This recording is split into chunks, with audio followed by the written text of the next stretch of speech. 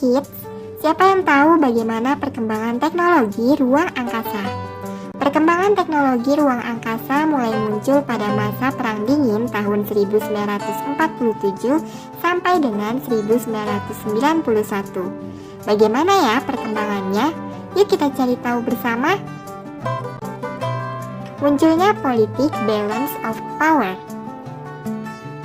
Berdasarkan buku sejarah Eropa, dari Eropa kuno hingga Eropa modern 2012, karya Wahyudi Jaja, pada masa Perang Dingin muncul politik balance of power atau keseimbangan kekuatan. Amerika Serikat dan Uni Soviet bersaing dalam bidang teknologi militer dan ruang angkasa untuk menunjukkan kekuatannya pada dunia. Dalam politik balance of power dikenal pula istilah space race atau perlombaan kecanggihan teknologi ruang angkasa. Pada perkembangannya, perlombaan teknologi ruang angkasa antara Amerika Serikat dan Uni Soviet merupakan titik awal dalam sejarah perkembangan teknologi ruang angkasa di dunia loh. Teknologi ruang angkasa Amerika Serikat. Pada tahun 1958, Amerika Serikat membentuk National Aeronautics and Space Administration atau NASA. Setelah terbentuk NASA langsung meluncurkan satelit Explorer 1 ke orbit bumi untuk mencatat sabuk radiasi di atmosfer bumi. Pada perkembangannya, Amerika Serikat mampu mengungguli Uni Soviet dengan mencetuskan program Apollo 11. Berdasarkan situs resmi NASA, program Apollo 11 bertujuan untuk mendaratkan manusia pertama ke bulan.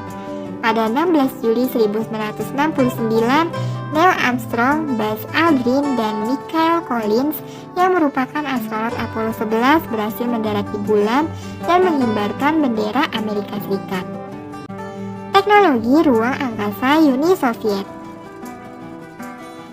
Pada 4 Oktober 1957, Uni Soviet berhasil meluncurkan satelit bernama Sputnik 1 untuk mengorbit bumi selama lebih dari 14 hari.